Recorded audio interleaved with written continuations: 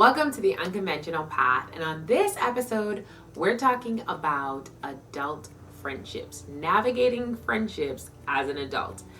I don't know if you've ever heard of those or seen those memes where they say, I'm the kind of friend that we cannot talk for 6 months, but when we do catch up, it'll be as if we just talked yesterday.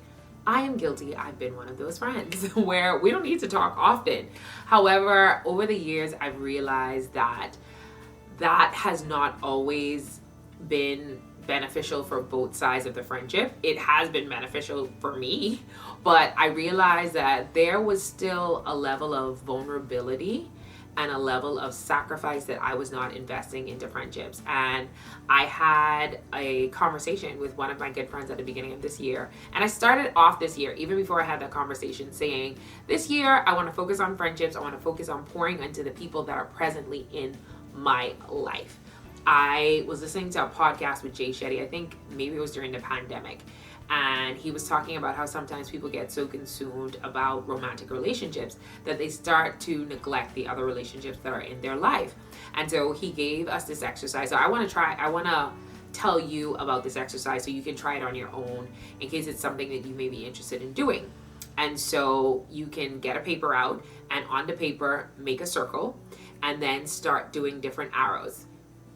Okay, so if you're someone like me where there were periods in your life or from time to time, you may have had moments or seasons where you felt like, oh my gosh, I really wanted to be a wife, or I really wanted to be a husband, or oh my gosh, I really wanted to be a mother or a father, a parent. And so you get so zero focused on those two roles that you don't have, you start to forget about all of the other roles that are in your life. So when you do this circle and you start to do these different things away from it, you start to write down from the different prongs or sticks the different relationships that you hold currently in the lives of people that are around you. So you do a prong that's friend, you do another one, you may be a niece or a nephew, you do another one, you may be a godparent, you do another one, you may be a sister or a brother, you do another one and you may be a mentor, you do another one, you may be a mentee.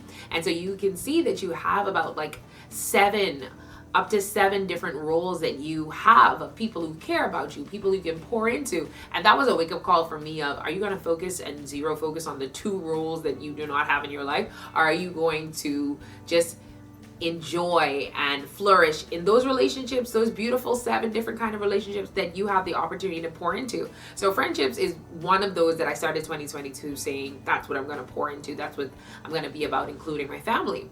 And so when I was called out at the beginning of the year from a friend, I had to really sit down and evaluate, and I had to really go back to some trauma that I had in my past that really was dictating how I was in friendships. That, I would have friends, but there's only a level of sacrifice that I will go to because I didn't want to be so vulnerable because of trauma that happened in my past that I didn't deal with. So the minute that I dealt with that trauma and the minute I started to overcome that, I started to work through and discover more revelations about adult friendships that are so necessary and that just leaves your life, just better, for the better. So I want to talk to you about 4 revelations that I learned about navigating adult friendships, and you can let me know if you agree with some of these or if you had some other revelations for yourself about things that you saw when it came to navigating friendships as an adult. So the first revelation is that we were created for community.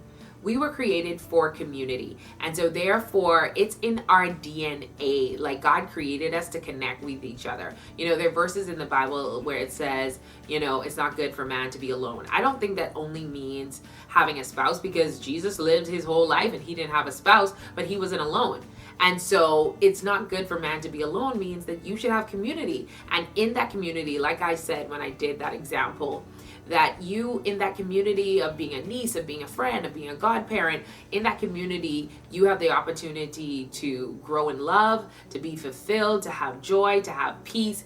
And so therefore, that is the place that you go instead of sitting around and saying, oh, I'm going to wait for that kind of intimate experience for when I have a partner. No, have it now, because then that just makes you better when the partner comes.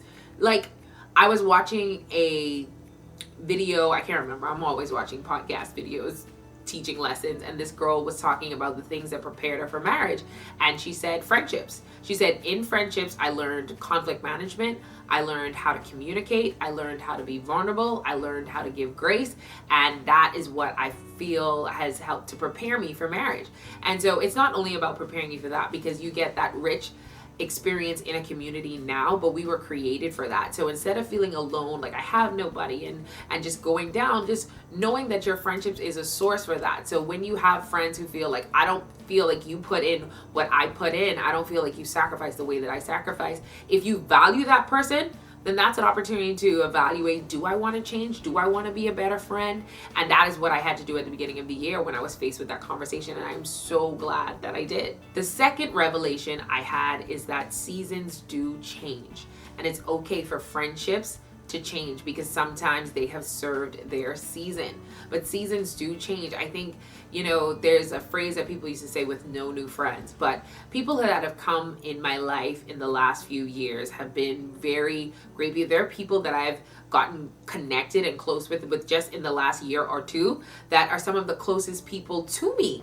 And so I think when you think that, oh, my best friend has to be someone I was cool with from I was in the second grade, or has to be somebody that was my friend from that time, or like when you get so focused on the time versus what that person intentionally means in your life, then I'm not gonna call names on the podcast, because I have a good amount of friends, but I've had people in my life that have meant so much to me, that have just been there for me in such hard times. And they're people that, I've recently started to connect with. So I think that it's okay to know that if someone is just new in a season, that it's okay for you to be really close with them. But also it's okay to know that for some people, seasons are going to change. And even if you didn't meet them early on, maybe they were someone you met a few years ago, but now you're at a different season in your life, and the dynamics change. Sometimes there's a shift when someone becomes a wife or a mother. And there was this awesome clip on YouTube with Ayana from Love is Blind and her friend, who have a podcast together. And I loved how they navigated their friendship, because I think Ayana was trying to say that this season may not be a good time for us to be close, because Ayana was going through a divorce and her friend had just recently got engaged. And so she said, I can't show up for you. Ayana, who's going through a divorce, told her friend who just got engaged that I can't show up for you like I want to, because of the fact that I'm going through such a painful time. And her friend just gave the perfect response. She said, I believe in duality, and I believe that two things can be true. Yes, we can be happy for me, and you can be happy for me, and I know that you're happy for me, but I want you to have space to know that you have space and you have time and you have a presence to grieve the fact of you're going through a divorce, or the hard thing you're going through, and I can be there for you. Even though I'm going through a joyful time, I still have space to be there for you and what you're going through. So sometimes seasons change, but sometimes seasons don't have to change just because we're going through different things. But having that open, honest conversation to know, are we still in a season that we're willing to fight for? Evaluate, are we, or has the season passed, and being okay with that. Third revelation, there's a difference between friends, co-workers, acquaintances, colleagues. There's a difference. And sometimes we just use the word friend loosely. I had a bad habit of that. And so there's 50 million people who think that they're your friend, but they may be your Facebook friend or your Instagram friend, or they go to your church, or they work the same place you work. So they're, a coworker. So I think that understanding that there's a difference, so that you can have the energy and the time to pour into the people that are pouring into you, I think that's important, because I think that was a flaw of mine, that I have so many acquaintances because of my line of work. I'm always networking like crazy, that I'm always giving everyone my energy, when there's a lot of energy that should still be sustained for the people that are consistently pouring into you, that you consider close friends. And there's a difference between friends, close friends. Jesus had 12 disciples, and then he had 3 that he was closer with. So there's a difference between how close a friend may be, so those are things that you think about, but everybody's not on the same level, and you should, learn how to make sure to put those people in those places. The fourth revelation is that you should learn to speak your friend's love language. I just want to say thank you for celebrating my birthday with me in Exuma, ladies. Thank you for celebrating with me and coming to Exuma. I appreciate you. I appreciate you. I know. These are my thank you gifts for you spending time with me on my birthday. I said this in another episode, but I think it's so important to pour into people the way that they want to be poured into. And I had that opportunity earlier this year. One of my best friends, she was having a birthday. Well, two of my best friends had a birthday this year, and I surprised both of them for their birthdays. And just seeing their face, because, you know, one of their top love languages is quality time. So at the time, we lived in two different places. We still do. And so being able to know that I took the time to come out and I literally just, I'm going to spend time with you because that's your love language and that's how you like to be loved.